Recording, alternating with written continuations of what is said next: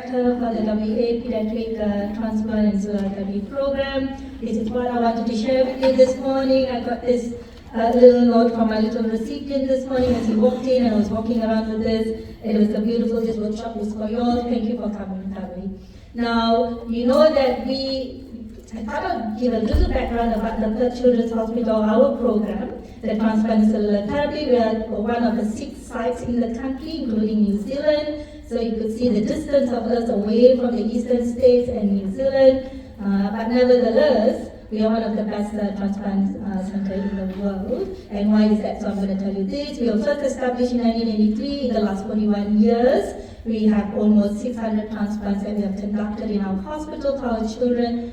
And that includes both autologous giving back their own cells and also allogeneic giving back someone else's cells. We were previously based in Princess Margaret Hospital. The big move happened in 2018. We got this posh, hotel-like looking Perth Children's Hospital. We are a program that sits under the pillar of cellular therapy, the Department of Hematology Oncology. And under the pillar, there we are. Under the Department of Hematology Oncology, we collaborate with lots of other sites, including Fiona Stanley Hospital for our adult donor collection, Royal Perth Hospital for some of our other adult donor collection, and our processing lab, the Cell and Tissue Therapy WA. So we are part of many clinical trials in the world, mainly children oncology group that's based in the US. And more importantly, also the accreditation, which I said we are the world-class transplant center in the country, because we need to have this factor accreditation, which is an international recognized transplant center. And this is all our publications amongst our clinical trials in the last 5 years. And this is what I'm trying to highlight, that we got factor accredited in 2015. This is where just quality care, safe care to our patients, and that starts from the time of collection of the stem cells, processing, storage, and getting back to our recipients, and that's very important. And that we have to go through a lot of standard operating procedures, established standard operating procedures. We got our factor accredited in 2015. Last year was excellent. It was our 3rd inspection. We had 2 inspectors from US who came and inspected us, and we passed with excellence, flying colors. So that I'm proud to tell of my team. Now, and this reflects in our outcome. We benchmark with our other sites in the country. As I said, one of 6 sites, and our outcome, if it's not better, is on par with other sites in our transplant outcome for our patients. And this is part of strategic planning after our move to try to establish all this for our patients. Haploidentical transplant, not just parents, but uncles and aunties, and different ways of doing this. Severe combined immunodeficiency, we're providing transplant for those children who are not cancer, but those children born with no immune system, no metabolic, or those children who are born with no stem cells, inheritable bone failure syndrome. Then we have wanted to establish novel T-based immunotherapeutic strategies, which include viral fungus-specific cytotoxic T lymphocytes, that is getting a T lymphocytes engineered and giving back to the patient to fight either the virus or fungus.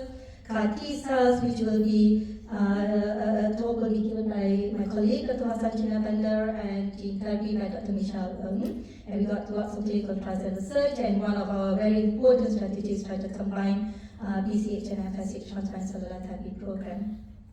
A new era in immunology, newborn screening for severe combined immunodeficiency. It went live in WA in May 2023. As we know that when we transplant them in a younger age group, they're well, they do better, and the outcome is so much better from the graph that we could see up there. And prior to establishing this strategy, we had to actually write up a few guidelines so that when this baby is born, how we keep them, we isolate them, keep them in bubbles, and get them into transplant as quickly as we can, as soon as we have the donor. And this is the novel T-based immunotherapeutic strategies. We collaborate with the lab across the eastern states, from Scotland's lab in Westmead and QMR, Dr. Rajiv's lab, to try to get cytotoxic T lymphocytes to combat some of the viruses. In the past, we didn't have this modality. Now we have that modality, so we are actually curing more patients, not just from cancer, but also from the supportive care and fighting all these infections. So CAR T, this is our journey, which started really in 2018 when we first initiated as a national group, trying to get Kimraya on board, putting up eligibility criteria, working with the state and federal government. It is a really long process for us, but we had to send some of our children and family to a cost-effective set for CAR T cell therapy, which is not ideal. Is you know that the journey is really not a walk in the park. We are going to get there soon, hopefully in the near future. We got our accreditation to administer CAR T in our site in February 2024 with the FACT, and that's really important. And at the moment, we are looking at getting outcomes and WA health approval for this. And with that, I will pass on to Dr. Vasant to talk about the future of PMP CAR T cell therapy. Thank you.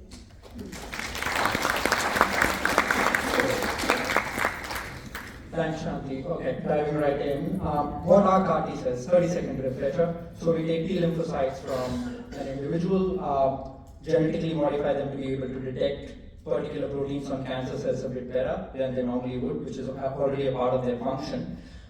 These are then expanded in vitro in the lab, and then after a bit of chemotherapy to allow these cells to survive and proliferate better in the patient, they are then infused back, and then subsequently the science is that these cells are able to identify and clear cancer cells separate to how chemotherapy would work.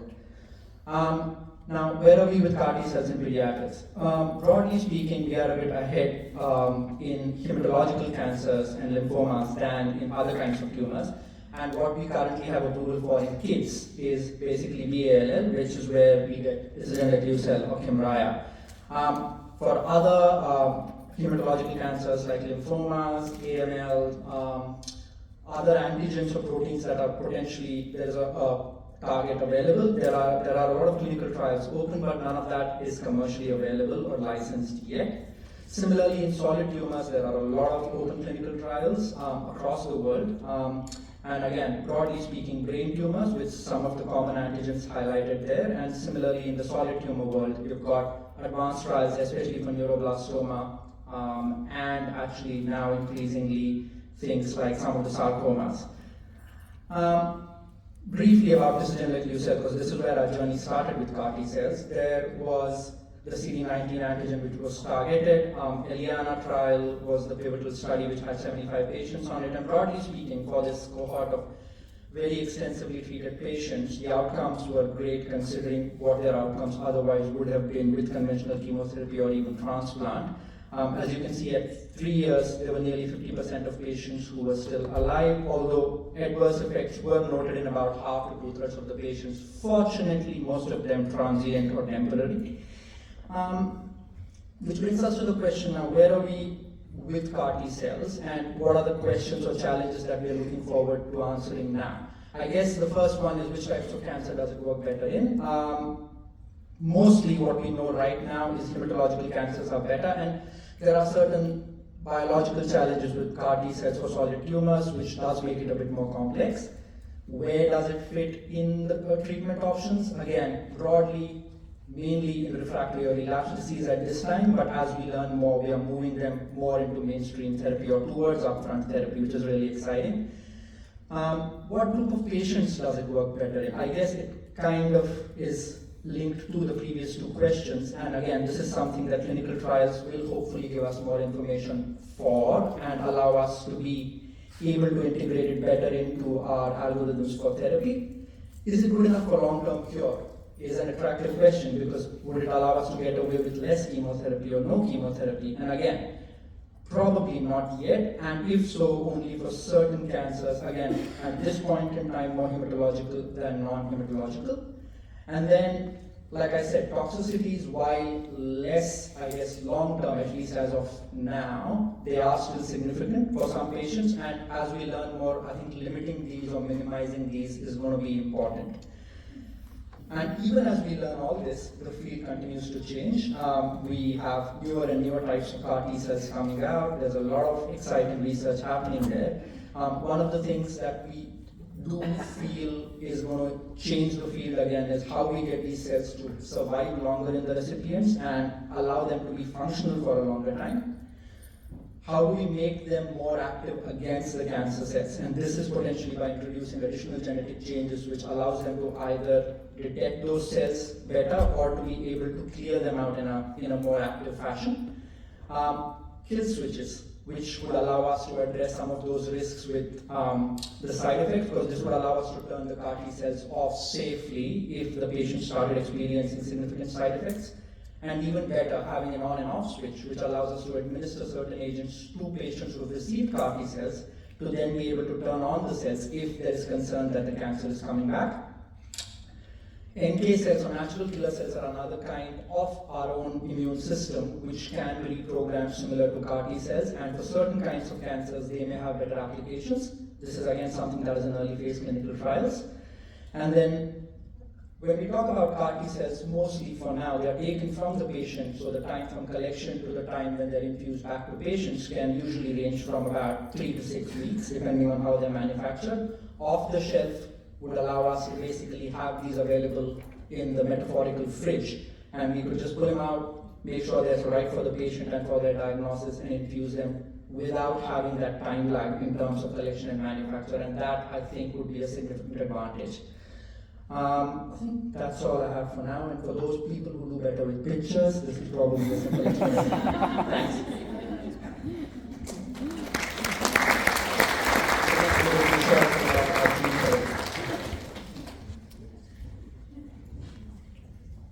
Alright, thank you, Vasant. So now I'm going to give you a little bit of a snapshot about hematopoietic stem cell gene therapy in the pediatric setting. So what is gene therapy?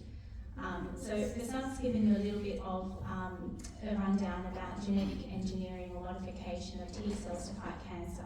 So hematopoietic stem cell gene therapy is a similar process where we're taking cells from the patient, the stem cells in this instance instead of the T cells are isolated, and then in the lab a working copy of the defective gene is inserted, usually using a viral vector, into the cells. There's also methods by which you can modify or edit the defective gene to make it functional. These cells are then frozen in a lab and then reinfused back into the patient following preparative chemotherapy.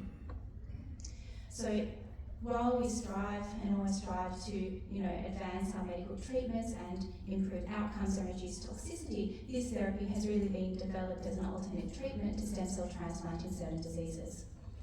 So there are two really key advantages of gene therapy compared to transplant. The first of which is we're using the patient's own cells, so we're not reliant on the availability of a suitably matched donor. And secondly, we're reducing the risk of any sort of, alloreactivity, so introducing the cells from the immune system of a different person into the patient and complications that can arise from that, the main complication of which is graft-versus-host disease. But while there are advantages, there are always risks and challenges that need to be overcome. When you're genetically modifying stem cells, there is a risk of potentially causing unintentional genetic changes in genes that can drive cancer, and so there is a potential risk of secondary leukemias in some of these gene therapy products.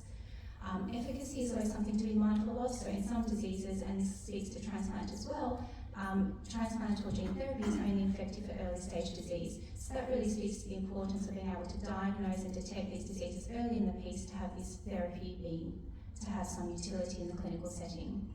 Accessibility is a big one. These are very highly specialised therapies that come with a highly specialised cost, and outside of clinical trials that are expensive, and these costs can be prohibitive to some healthcare systems. So currently these are sort of the four main disease groups in which stem cell gene therapy is being utilised. You might know that these are really non-malignant disorders. So we're looking at hemoglobinopathies, so disorders affecting red cells, your bone marrow failure syndromes, inherited metabolic disorders, and inborn errors of immunity or your primary immunodeficiencies. And within these four disease groups, there's many sort of individual diagnoses or diseases that are being studied, and some of which are more advanced than others. So where are we now? So there are a number of stem cell gene therapy products that have shown success in clinical trials, and by success we're talking about the fact that they've had efficacy in terms of curing or modifying the disease course, and they've also achieved met the sort of set safety standards of those clinical trials. These products have then gone on to be licensed by your sort of country's regulatory bodies and are now available for use in the commercial setting, so outside of clinical trials. So there's a number of commercial products that have been licensed for use across Europe and the US, but at the moment there's no TGA approved commercial products available in the paediatric setting in Australia. The first licensed product was Strimfellis, which was a product that was licensed in Europe in 2016, and the disease it was targeted at was a subtype of severe combined immunodeficiency. But since then, you can see that it's actually only in the last 3 or 4 years that the sort of number of products coming through the market is increasing. So it's a very new and evolving field. Access, the other important thing is that access to these commercial products is still based and determined by specific eligibility criteria. And for most diseases, this really parallels the eligibility that we would see or use for a patient to be eligible or appropriate for a stem cell transplant. In particular, so gene therapy for your hemoglobinopathies, the criteria for use is that they're meeting the clinical criteria for needing sort of intervention and cure, but that they can't have a match-related donor available. So in some circumstances, while gene therapy may be available and clinically appropriate, it's not accessible unless you don't have an ideal donor, and stem cell transplant still remains the standard of care. There are numerous clinical trials across open and ongoing across all of these disease groups. There's now heading into the field where there's first randomised controlled trial set up. So for patients with Hurler syndrome, so an inherited metabolic disorder, where they're actually randomising between gene therapy and transplant. So looking at direct head-to-head outcomes between these two therapies. In Australia, just this year, we've had the first clinical trial available for children with, again, different subtypes of severe combined immunodeficiency, and that's opened up in the Royal Children's Hospital in Melbourne. So in terms of where things are going in the future, so as mentioned, there are numerous ongoing clinical trials, but the focus is really expanding the disease spectrum where gene therapy might be utilised and useful. There's work going towards refining the products and techniques to improve efficacy and minimise side effects. And I think really the hope for us here in Australia is to expand access to a lot of these clinical trials and also to develop pathways for regulatory approval and access to some commercially available products that have been approved internationally.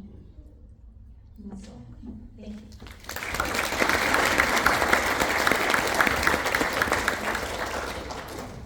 Thank you so much to the PTH team, and the QR code is for feedback survey for the PTH team. I give you our next session is a Q&A session with our transplant physicians, the usual suspects, Dr. Wright and Dr. Bertel, and our transplant coordinator that we all know and love, Dai. She's coming down. Dai will join us soon, and our medical scientists that you might not know, but your graft or your CAR T cells have definitely met before. Paul Giovanni and James Dungates.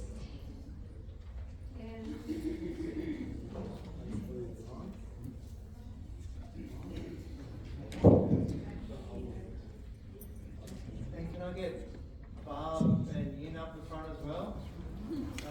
Classic Matt White control here. We're going to we thought it'd be a good opportunity. I need a mic, don't I? Just initially. We thought it'd be a good opportunity to hear from a few people we don't usually hear from. Last year, for those who are present, we talked about the big team that is behind the faces that you meet in clinic, because you get to see a few of us all the time, but you don't get to see the huge amount of effort that goes on behind the scenes. So we thought we would just introduce some of the people that do help out. James and Paul are representing Pathwest Stem Cell Lab. Pathwest Hematology alone has, Fiona Stanley has 107 employees just in the world of blood. So that's the people who analyse your blood under the microscope, who cross-match it, who do the gene tests on your bone marrow, and who produce and manufacture the stem cells. Of course, we have the wonderful nursing team represented by Di and Barb. And can we just take a moment to give perhaps a standing ovation to the nurses, the angels of hematology, who probably do not get the credit they deserve.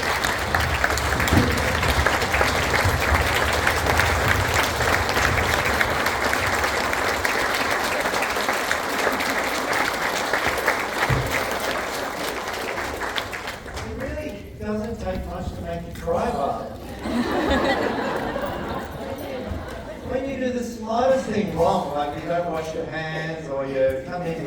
touch on, you get absolutely torn apart by blood and actually as soft as a Kleenex.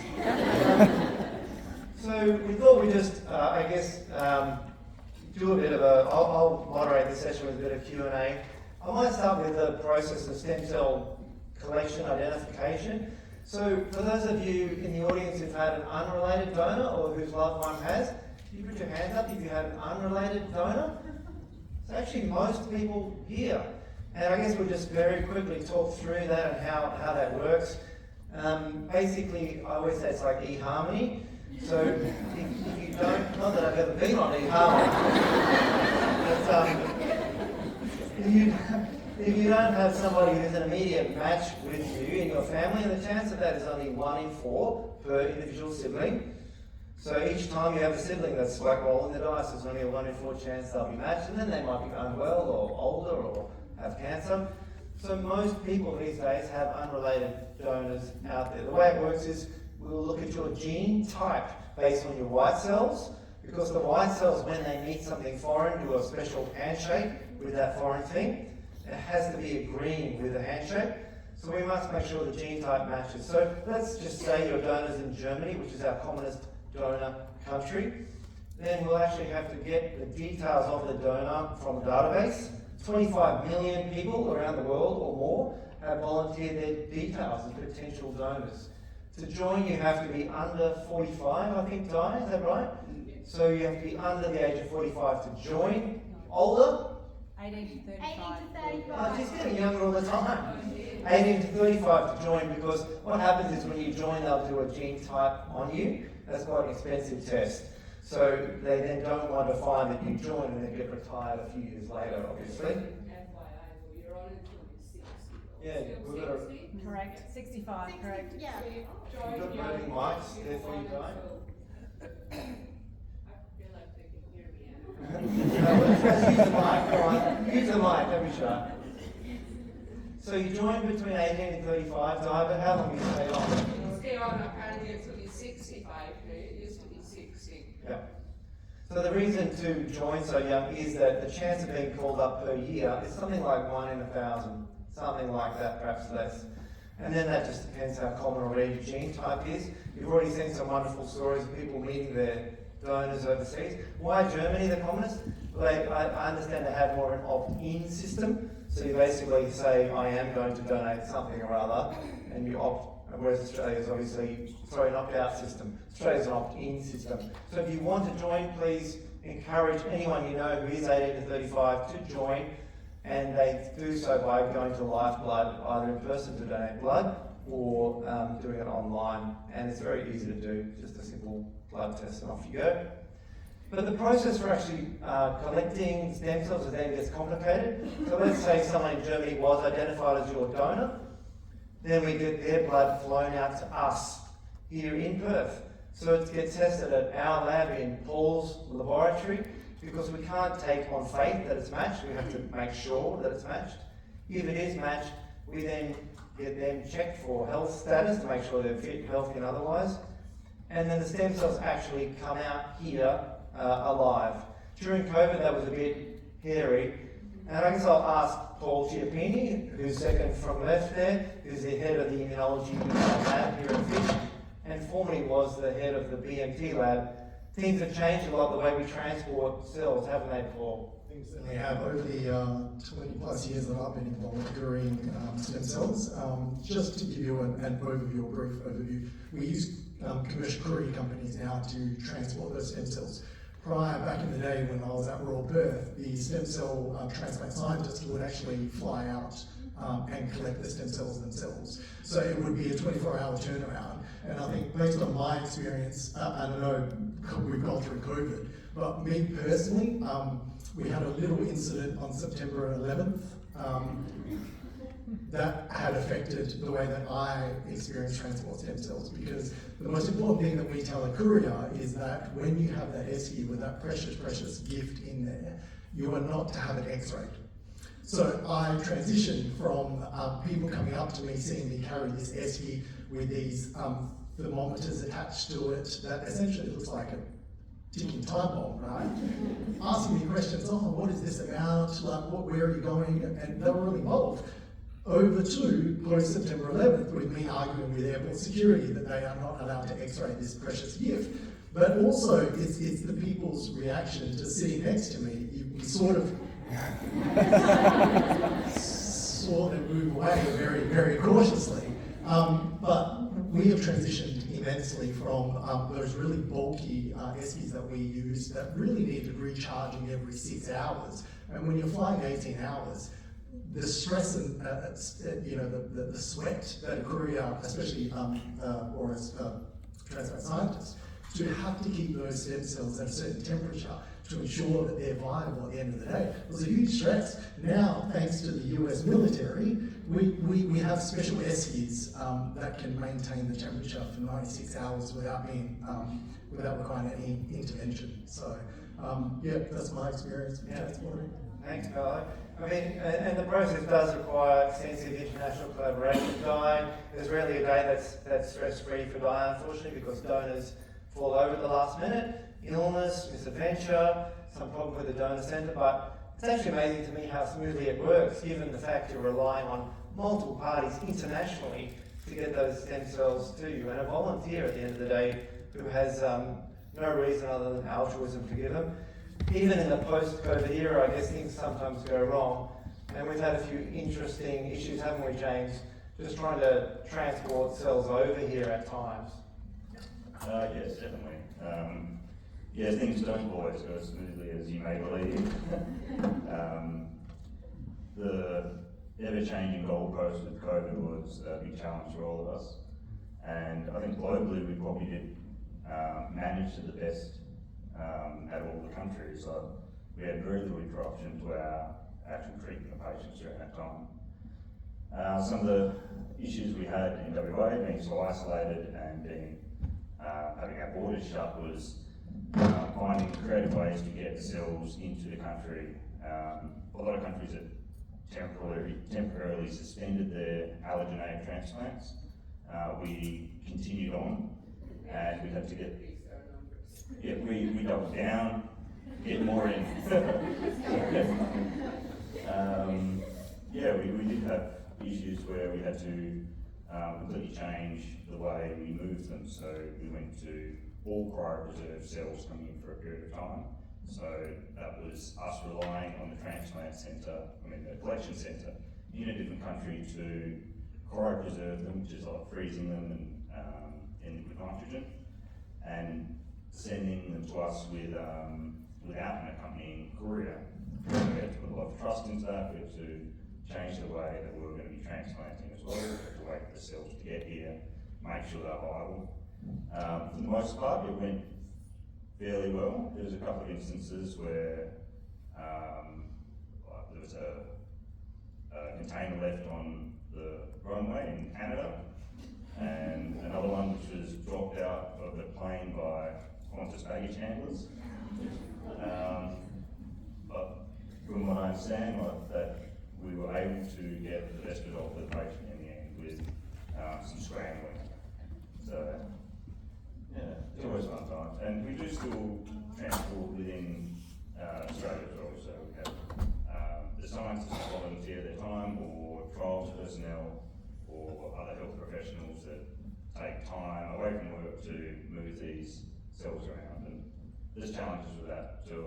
I've had a taxi go the wrong way down the road highway once, and I've had to run through airports and sometimes fight with the X-ray personnel. But I think everyone who is involved with that has done a great job. Yeah, thanks for sharing that, James. It certainly is great to be part of a team where people are so committed to the care of the patient. We're always mindful that those stem cells are like gold, and not to be under no circumstances would have anything happen to them. I guess from the point of view of the staff who are day-to-day dealing with patients, there are lots of challenges. I might actually throw to you, Duncan, with no warning as usual. What do you find to be the hardest part of your job as a transplant doctor? Thankfully, this is not Dave today, but I'm surprised that the hardest part as a transplant doctor is dealing with things my microphones.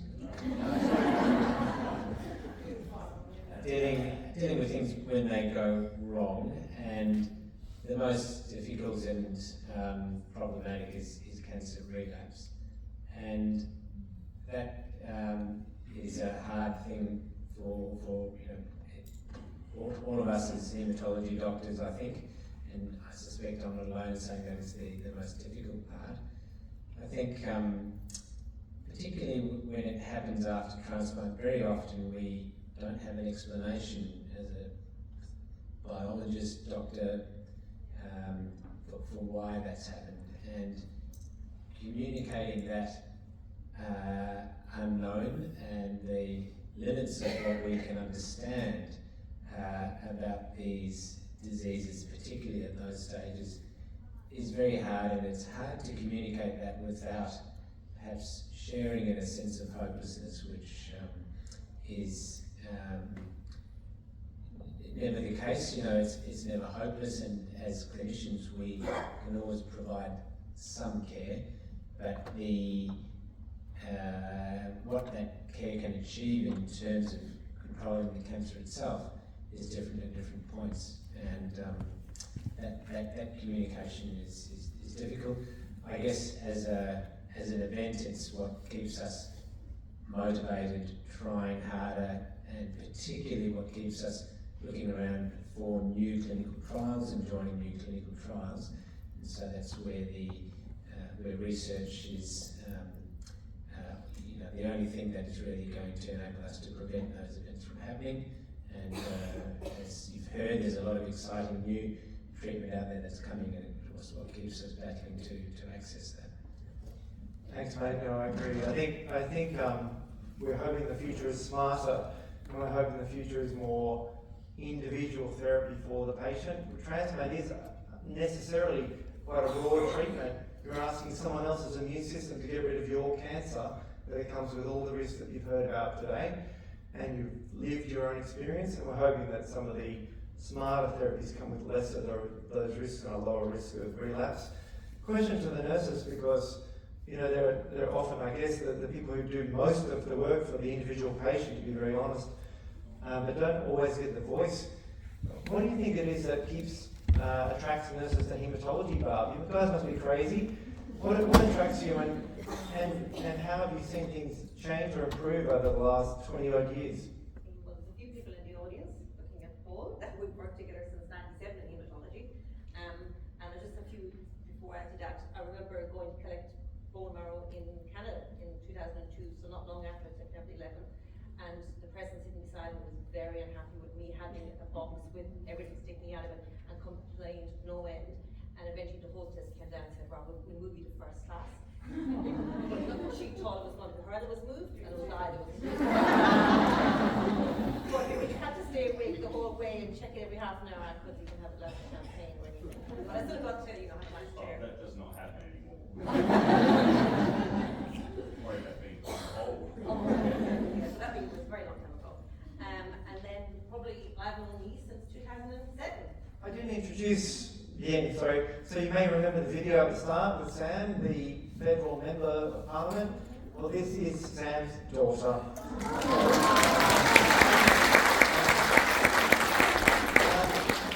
This comes under the banner of this was a cooking show of here's one we prepared earlier. Much earlier. Sorry, keep going, Mum. And just probably share, we talk in our house about this lovely young lady, because she was the first person to guess I was pregnant in Fremantle a very long time ago, and she said, "You're pregnant," and I was like, "No, I'm just getting fat," because nobody knew I was pregnant, and then she went up to, and I had worked at Royal Prague before that, so I was now Fremantle, and then she went on to Royal Prague and had a transplant, and a number of years later we just happened to meet in the city around Christmas time, and I had the now no longer pregnant, belly, I had a child, and she insisted on buying her like a little Christmas ornament, and so we talk about it often in our house, and to see you today is just amazing. So that's why we're here. How have you seen things improve as a nurse over 20-odd years? Oh, I mean, huge. From our control of nausea and the antiemetics that we now use, to using 20-40 milligrams of Maxilon, QID to the Polynesiatron that we have now that most people here will have had. I think the focus on mental health and psychosocial well-being, having allied health programs that are really invested, exercise bikes in the ward, our way positive psychosocial input, and then just the whole allied health team is just grown and really put our patients in the centre of it all. Work is always busy and there's always competing priorities, and new patients are always coming through. But I think you can either do it or you can't do it, and so people who don't move on, people who do stay and they're invested in it. And then from the ward team that are here today, which are sitting up in the corner, for them to see you all here today, well, it's just amazing. Yeah, it's very meant to think about the nursing staff on the ward in particular. I know we're harping on about that a bit, but it's well learned, because they see people at their toughest part of the journey. I'm sure you can all remember those days. Neutrophils of 0, talked up to 5 different things when you stand, sometimes struggling to get to the toilet, etc., without giving you all PTSD. And the nurses then may never see you again. So they're not to know that some of you have gone on and trying to live your best life. It's great for them to be here. And again, thanks to them. I guess as a patient, do you mind if I throw to you a bit? You had your transplant a long time ago. I don't remember, 2012? I cannot remember. So when you look back on it this long later, how do you see your journey since? I think I was kind of lucky to have everyone,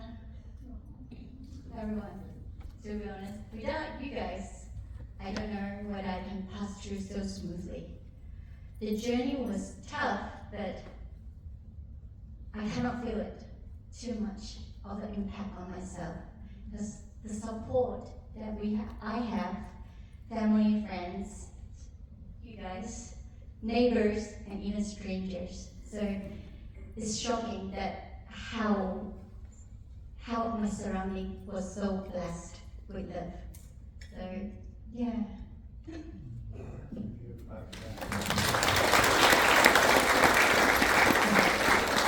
And I guess I'll throw to maybe start with James. In terms of the future in cell therapy, where do you think the big changes will come? What are we looking for? I think they're happening now. I'm fairly loud anyway. Yeah. We are in a very steep trajectory with cell therapies, and I think we did our first CAR T in maybe 2019, and since then that's become standard of care. We've got more CAR Ts that come on that are integrated into the treatments that are available. We've got this ever-expanding list of trials to make the treatments available to more and more people. And this year we've started expanding into other clinical disciplines. So medical oncology, they've started TIL trials this year, so that's lymphocytes that live within the tumours, and they expand them outside the body in labs and then put them back in, and then that really boosts that immune response to that tumour. We've got interest from rheumatology, renal, so all these cell therapies are in the near future, and it's challenging, but it's also very exciting. Duncan, what do you think? What do you think are the biggest challenges for our future, or hopes for our future? Yeah, I think as James alluded to, it's going to be challenging to roll out some of these very complex, costly, and treatments to a wider group of people, and to sometimes areas that as our specialty we don't usually treat. I think also an area of progress is in doing what we do, and I'm particularly thinking about transplant here, better, and always striving to do things better and better, and that's obviously a key part of medicine over many years. But in transplant, there's a real focus on accreditation, on safety and quality very appropriately, and on improving quality of life after transplant, which is great, and it's much needed and a huge opportunity, but it really does add a lot to the complexity and the workforce needed to perform these transplants, and that's a challenge as the field becomes more complex, and rightfully more is expected of us as carers to deliver it. All right, Thanks very much. And thanks to my Slack sharing, I think it's probably the end of the session. Just on behalf of the different groups, pathology, nursing, medical, and even for the patients, thanks very much for taking part in this with the theme of living your best life after transplant. Can you thank them all, guys?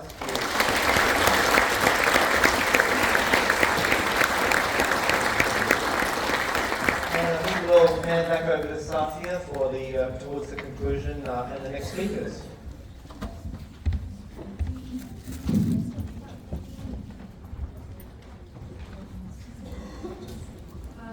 Thank you for our wonderful panel. We will move on to the future of cell therapy in the adult setting with our wonderful, brilliant transplant doctor Usha Chandra Sekra. Well done, Satya. That was pretty good. So I will be talking about. You want to go past this, Alison? So since the slides are mixed up, you might get Alison to go. Well, I'll just introduce Alison. It's not that she needs introducing, but Alison Merkla is our lead CAR T-cell physician. She's one of the loveliest persons I've met in Australia. She's probably my favorite person. Duncan is a close second. She's going to talk to us about CAR T-cells. Thank you, everyone, and thank you for sticking around to the end of the day. I think you'll all agree it's been an absolutely wonderful day. Last year was great, but I think this year has exceeded our expectation. And I feel like I'm in the luckiest position because I get to present the future. And I'm a glass half full person, so I think the future looks bright. And I'm going to be focusing on cellular therapies today. So my interest and love for cellular therapies started about 6 years ago when I started to work at the Olivia Newton-John Cancer Research Institute in Victoria. And I was very lucky to be able to work with very passionate clinicians and scientists who were at the forefront of cellular therapies and immunotherapies and enabled me to be involved in many aspects of these cutting-edge treatments at the time. And if I take a few steps back, thinking about cancer and the tumour microenvironment, which are the cells that surround the cancer and are sitting within the cancer, I've spent the last 4 years working on my PhD, which is finally coming to a conclusion, looking at a lot of these aspects with lymphoma. What we know is that these cells in our immune system are extremely powerful. Their job is to attack our cancer and attack anything foreign in the body, actually. But cancer, as you know, is extremely clever, and it produces hormones and receptors that bind to these cells, that switch these cells off. And a number of amazing scientists and researchers thought, well, why don't we try and use these cells to kill patients' cancer? And that's what we're doing now. It's absolutely incredible. So one of these therapies is CAR-T, and some of my colleagues have talked a bit about this. Basically, we get a patient's T cells, they get genetically modified with a receptor, and that receptor specifically binds to the patient's cancer. And that's attached to some genetic machinery, so when the cancer and the T cell come together, it switches the T cell off. And there's been lots of work to try and make these T cells smarter, for them to expand more, for them to persist longer. So we've got numerous generations of these cells now, we're up to 4th generation now. Most of the patients that we've been treating we've been treating with second generation CAR T, and that's most of the clinical trials that we've had long running to date. So, as you know, anyone in this room who's had CAR T therapy, it's a process. So patients get hooked up to an apheresis machine, and our wonderful apheresis operators take out patients' bloods. We isolate these T cells, and our lab at PathWest initially processes them, and then they go on their long journey overseas to America to get modified, and then they're infused back into our patients. The journey is a long journey. We only get the cells back about 4 to 6 weeks later, so it takes some time to get the cells back. And Perth is actually the furthest site away in the whole world from a CAR T manufacturing site. So that raises a number of logistical issues for us. So to be able to make this a reality here, we need lots of wonderful people. And this is the amazing team that I get to work with every day. Incredible, passionate people. Not everyone is on this slide, these are just the people we could muster together on the day. But as you know, and what has been alluded to many, many times today, it really takes a village to be able to deliver these treatments to you. So you get to see us, the doctors, and the nurses as well, but behind the scenes we've got our wonderful quality coordinators who actually make sure that we are following procedures and we're being safe. We've got our wonderful laboratory staff who you've met, physios, occupational therapists, and all the other people that help us in the hospital with CAR T therapy, intensive care, physicians and the nurses, the neurologists, the emergency department team, our pharmacists. So we all work together very closely, and I come to work every day and I'm so privileged to be working with this amazing group of people. So we've talked a little bit about what's new. We've talked about allogeneic CAR T, which is an off-the-shelf approach where healthy donors donate their T cells. We can use other cells now, natural killer cells, to make CAR. And there's 4th generation CAR T now where they're actually called trucks or armoured cars, and they've got these amazing little cassettes, genetic cassettes. So when the cells bind with the cancer, they release these hormones and chemicals that improve CAR T persistence and that stay in the body for longer and improve their activation. A lot of these therapies, while they're great, there's still a lot of work to be done on them. And actually we're very lucky to be using some therapies, and I'll show you some trial data for those therapies now that are tried and true. If I talk a little bit about lymphoma, because that's my area of subspecialty, why did we need CAR T? A lot of my work to date has been done on finding therapies for patients that are equally effective to chemotherapy, but don't have the toxicities of chemotherapy. So a lot of immunotherapy focuses around that concept. So just 5 years ago, if you had lymphoma and you failed to respond to traditional chemotherapy in the front line, or if you failed to respond to your second line of treatment, your chance of living long term would be about 10%, which are awful odds. And that was only 5 years ago. When CAR T came into the equation, these big phase 2 trials of the products that we're currently using today, Tisacel and Axicel, have improved that overall survival to about 50%, which is incredible. And this is after one infusion. So this is the transformative potential of this treatment.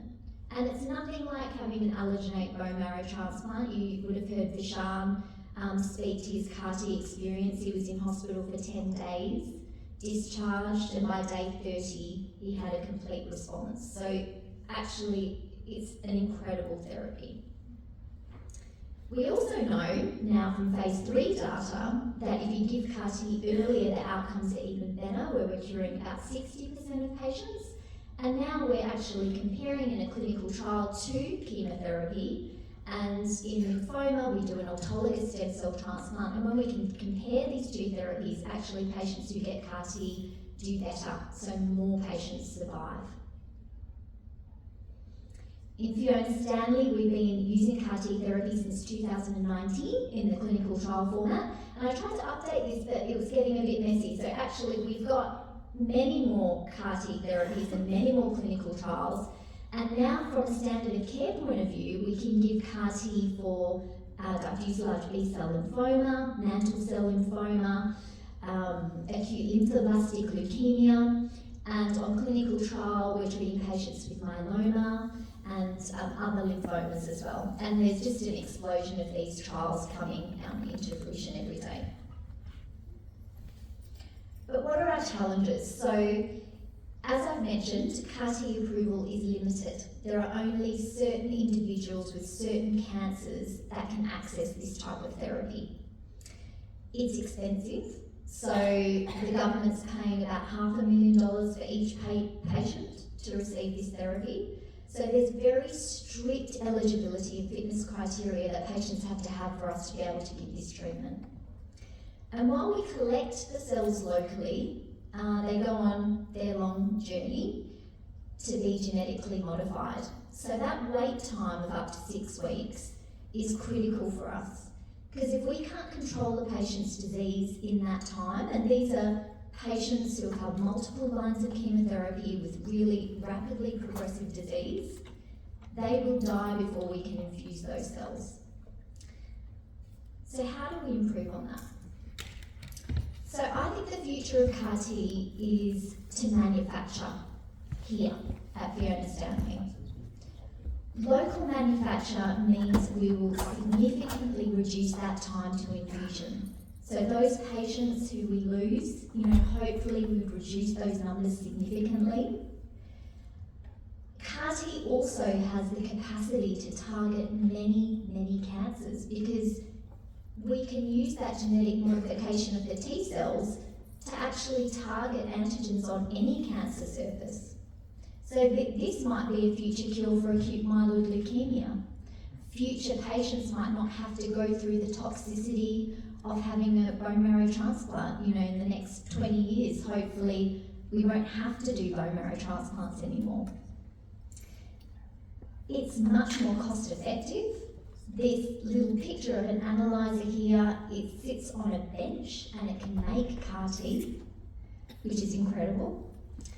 So it would be much more cost effective to do it this way than actually have to send the cells internationally. And why should patients in Western Australia be able to access this therapy in a timely manner? I think it's really critically important that we are able to really get world-class care here. So in the last year, since I last spoke to you, we've been working through these steps, really in a gathering information kind of phase of things. We've been talking to local and international scientists and clinicians to work out the best way to move this forward. And we're getting some traction there because we need to work out which disease we want to target first in this domain. We've been talking to the people that make the machines and we've been costing all the aspects that go into that. We've been finding staff that would be willing to work with us to go on this journey. And we've been looking at where we want to manufacture these cells and what that would take from a laboratory perspective as well. But probably the most important thing we've been doing is talking to you. So a lot of this needs to be informed by patients because you're the most important part of this equation. We need to know what's been important in your journey and what's been really hard. And we, as a group, can actually try to make this way forward more beneficial and useful to you. And we've talked to a number of you, but please, if anybody is interested, we really want a patient advocacy group for this. Please come and talk to me because we'd love to have you on board. So in conclusion, really harnessing the power of our own immune system, I think, is the way forward in managing cancers. We can use this therapy over a large range of cancers, and while the current therapies are restricted to different cancer populations, if we can move forward with local CAR-T manufacture, then really the sky's the limit. Thank you.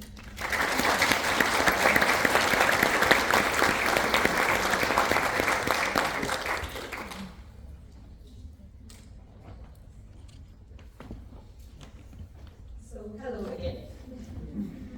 So I'll be going through a stem cell transplant, a journey through time, talking about the future of allogenic transplant, although quite difficult to go after Alison and the wonderful journey that the CAR-Ts have been through.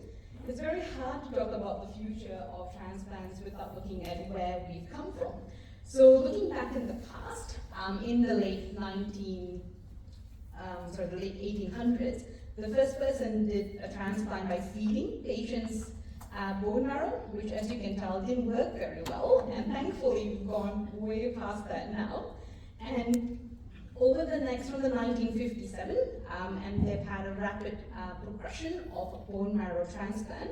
And the physician that you see in the picture wearing the white coat in the background is Dr. Donald Thomas, who is considered to be the grandfather of transplant and won a Nobel Prize in his work in stem cell therapy in 1990. Since then, talking about where we've come from, where are we right now? Looking at the data from the US Center, we can see that the number of transplants have gone up significantly since the 1980s. And more importantly, the number of transplants that's being done, that's reflected in the green graph, or the green bar, which is reduced intensity transplant that allows us to do stem cell transplants for patients who are older, who might not tolerate a full intensity transplant. And looking at the FSH program, so this is from 2000 to 2024, I think till mid-year this year, you can see that the blue line, which is the autologous transplant, so patients who have received stem cells from themselves, and the purple line are patients who have received stem cells from somebody else. And looking at the number of the allogenic transplants, so just going through the purple line, you can see that the number of transplants that we've been doing over the years have increased significantly compared to a decade ago. And in the blue line here, which is, as Alison's been talking, is the number of CAR-Ts that we've been doing as well since about 2019. Looking at our program even going back further, in the 1990s, one of the biggest challenges of stem cell transplants have been finding donors. And the purple bar, right, that was very small in the bottom that you can see, especially towards the last 5 years, are the number of half-match transplants that we've done, which is called haploidentical transplant. Which is increasing over time and giving more patients access to a donor. Although we are doing more transplants, it's important that our outcomes are also improving. And this is the data from the Australian registry, where the red line reflects 2014 to 2019, and the blue line reflects 2009 till 2013. So looking at how well have we been doing over time, and you can see that the survival probability is much higher in the more recent time, and the incidence of relapse is also lower as time has gone by. And really that's where I see the future of transplant, really looking at before transplant, during the transplant, and after the transplant. So what I mean with before the transplant is choosing the right patient. So a lot of the progress that we've seen over the last decade have been in genetic testing. So trying to identify patients who would benefit from stem cell therapy compared to putting all patients in a bucket and what we call personalized medicine. And this is something that's progressing very quickly as the years go by, and hopefully helping us identify patients who will actually benefit from this therapy rather than lumping all patients together based on their disease. A donor for every patient. So with the progress of half-match transplant, both in reducing the risk of graft versus host disease, all patients would have a donor, even if they didn't have a sibling or an unrelated donor, which is quite important in patients with ethnic minorities or very difficult to match markers on their stem cell. The third is improving disease-specific treatments. So in the past, trying to get patients to transplant would involve them being fit enough to have a transplant, and also keeping the disease under control while we're looking for a donor, which can take a few months depending on the type of donor that you have. So improving the treatment that we can give people so that they can go to a transplant with better fitness and also better disease control, because we know that's the way that you can have better outcomes post-transplant. And also specifically if you are, or if you do have a disease that can use more newer treatments like CAR-T, then perhaps a transplant is not right for you and there would be different treatment options. One of the biggest things that have changed over the last 20 years is with chronic myeloid leukemia, where we've done lots of transplants prior to this, but with the advent of new therapy or targeted therapy, we might only do a few transplants for chronic myeloid leukemia in the last few years compared to 20 years ago before therapies have come through. And I suspect that that will continue to change as more therapies become available. During the transplant, so better supportive care, as Bob has said, with trying to manage symptoms better, trying to manage complications better, and hopefully getting patients to transplant with better fitness will also make this a little bit easier. Using alternative conditioning and graft versus host disease prophylaxis, so always looking at different treatments that will minimize this late effect issues that we've had with stem cell transplant, and we do have quite a few clinical trials in the past and currently that is always trying to find better ways of doing this so that the long-term effects of graft versus host disease is manageable.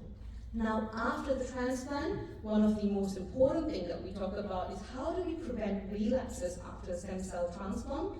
One way is by measurable residual disease, which is looking at genetic markers on different diseases, so trying to predict patients who will relapse before they relapse, obviously, so that we can institute treatments to try to prevent this from happening, because we know the outcomes once people relapse is quite poor.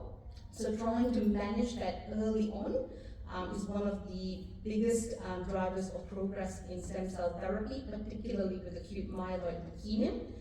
We are getting better at treating relapses with more targeted therapy as well, and that again is a quickly changing field with much better treatments available every single year.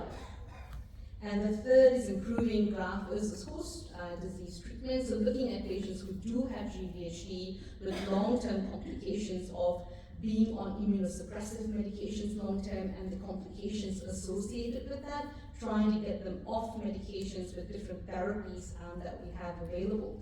And all of this, hopefully, as we go along with time, will continue to improve the outcomes of allogeneic transplant. But as Alison said, hopefully we will have alternative therapies that would make an allogeneic transplant only suitable for a smaller subgroup of patients over time. Thank you, and it's very important for me to thank all the patients and families here who's been part of this journey with this as well in this ever-progressing, improving field of allogeneic transplants. Thank you.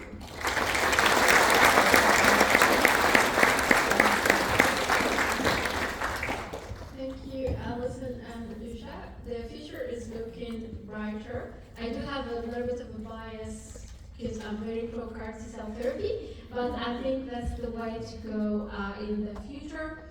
Our next guest speaker is Lauren Thompson, who is a patient of PTH that had her transplant in 2013, and she's gonna speak to us about her life after transplant.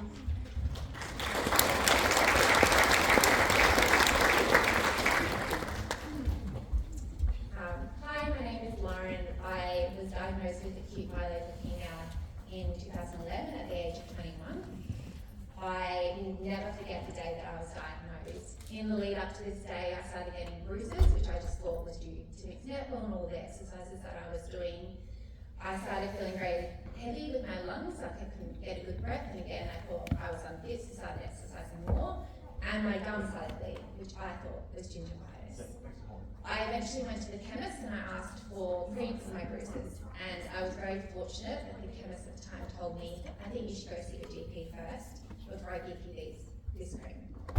So when I saw my GP, he urgently sent me for some blood tests because I think he knew what was going on. That afternoon, I was recalled back. I brought my parents with me because I wasn't sure what was going on, and it was then that my GP said to me, I think you have leukemia. Now at the time, 21-year-old, I had no idea what that meant. My parents who were with me in the room were completely speechless. If you knew them, that was a bad thing. So from there, my GP advised, pack a bag, you're going to go to Sir Charles Gardner Hospital emergency, and you're probably going to be there a while. From there, the rest was a little bit of a blur, but essentially, I started chemotherapy really quickly.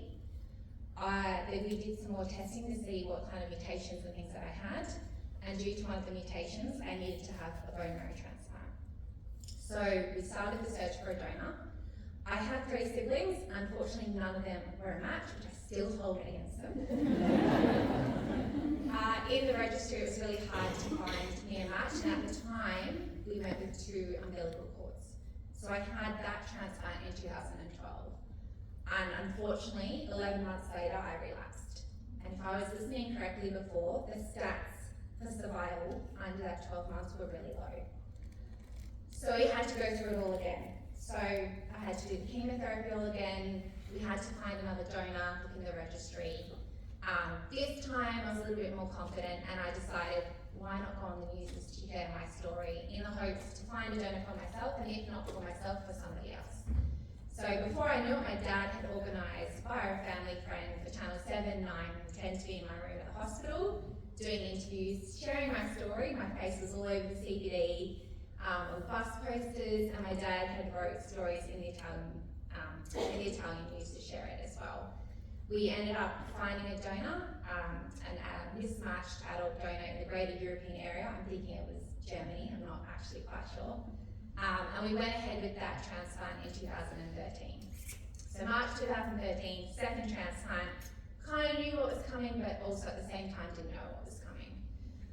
The recovery from that is tough, as I know there's a lot of patients here that have been through it. The first 100 days is so scary, all the trips to and from the hospital. But, you know, over time, started getting better slowly. I worked with an exercise physio to get stronger and better, and just got myself small goals like walking to the letterbox or walking around the park, and then over time I slowly built on those goals. I decided to not return to full-time work. It was just too hard from a fatigue perspective, so I decided to go to university and to study part-time and do it at my own pace. So over the next couple of years I worked on my exercise and I built up slowly. I started competing in fun runs with my friends and family, which was really great goals to have. And then I started competing in mini triathlons as I got a little bit stronger and stronger, which was lots of fun.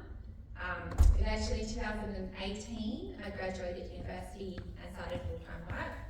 That was a huge adjustment for me, that, just to get back into work and get back to my life. Around that same time I got engaged, which was really exciting. 2021, I decided to try sailing for the first time. I would not recommend this because I fractured my neck in 2 places. I ended up in a neck brace for 3 months, and thanks for that. Delayed my wedding as well, so I ended up getting married in 2022. And then last year was a huge year for me. So it started last year, and I hope everyone's heard of it. The World Transplant Games were hosted in Perth in early April. and I was able to compete in these games, which was so exciting. I was represented Australia. I competed in 5 sports across the 5 days, and I was able to meet donors from all around the world that had all kinds of different organ transplants, but also a small group that had bone marrow transplants, and some that were very early on, 2-3 years out, and some were 10 years out. So to me, that was so incredible. And then from the other side, I got to compete in things that I loved. So I did a fun run, I did a 10K cycling time trial, and I did a 30K cycling race on the Wanneroo Bellows racetrack, which I don't know if you know, it's very hilly, and on this day it was very windy. So I started this race, I'd just gotten over a virus, and I said to myself, I'm only just going to do 10Ks. If I do 10Ks, I'll be happy with that. And I got to 20, I was like, I'm just going to just do a little bit more. And when I finished, that was one of the best feelings I think I've had. It was incredible. And then for fun, I also competed in table tennis, singles and doubles, because I don't know, why not? So that's early 2023. Late 2023, I started my IVF journey because unfortunately the amount of treatment, 2 bone marrow transplants, it put me into early menopause. So we started the IVF journey. I was very fortunate that my younger sister donated her eggs, and I'm forever grateful. So come to 2024, in May of this year, I delivered my baby boy. So I'm pregnant from that.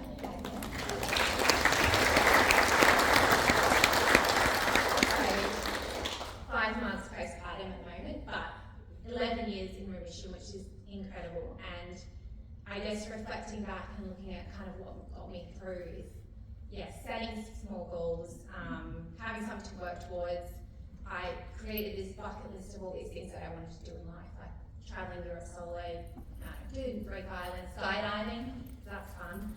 I ticked every single one except for one that I'm going to do next year with my family. Having these goals, things to work towards as well. The support, like a lot of the staff, there's a lot of nurses I've seen today that I recognise. My haematologist, Dr. Matthew Wright.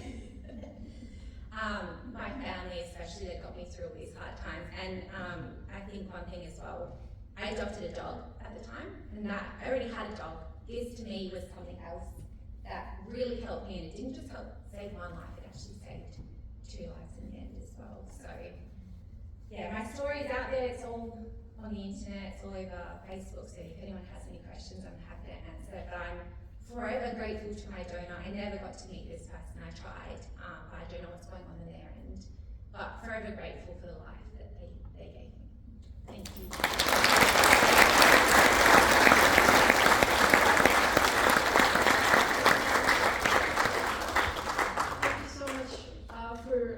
Lauren, for sharing this incredible story. I'm super happy for you and your baby and your 2 dogs.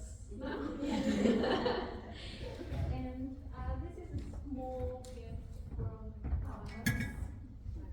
Thank you so much. Thank you so much. That was an incredible end to our workshop. I would also like to thank Jamie McKinnon, our musical guest, who gave us some music while we were mingling and eating. He's one of our CAR T-cell patients who got CAR T-cell for multiple myeloma on the trial, and he's doing fantastic now, and he has amazing music. Find him on YouTube. I actually like to listen to his music on YouTube. It's Jamie McKinnon, and we have a small gift for you too.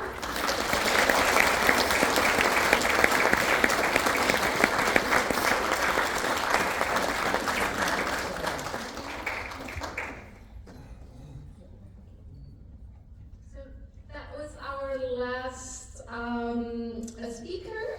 The workshop is ending, and we'll have Duncan, our head of department, and Matt, I think both of you, and Chancy for culture. Thank you very much, Safia. I'd echo your comments on how brilliant it was hearing from you, Lauren, and how well you're doing back into life. So nice to close that our theme about living your best life after transplant. It also encompassed just how much is involved with every single patient. It's not a patient, but it's everyone around them as well who was affected by the journey. Thank you all for attending. I realise it was a big sacrifice for many of you to give up a day. Some of you have come from the country. Almost all of you have given up other commitments. And it's great to see some of these staff members taking time out to reconnect with each other and with their patients on behalf of what is a huge team all across Perth Shanty. That's from the FSH side. I don't know if you want to say an individual ramp up from PCH. We are a team, Matt, so you've mentioned it all to all of us here. Leaving people speechless like I always do. Thank you again, and thanks very much to those who helped so much with the arrangement, particularly, but not all inclusively, Bianca, Di, Shani, Sharon, Sandy, and Claire, and a huge team behind it. Thank you for coming. We are going to try and have a group photo, if I'm not mistaken, outside. Down by the research place. Basically, if you just follow in a big group outside. And please don't rush off unless you have to, because there'll be some opportunity for further mingling and networking. Thank you again for coming to what we hope is a great day.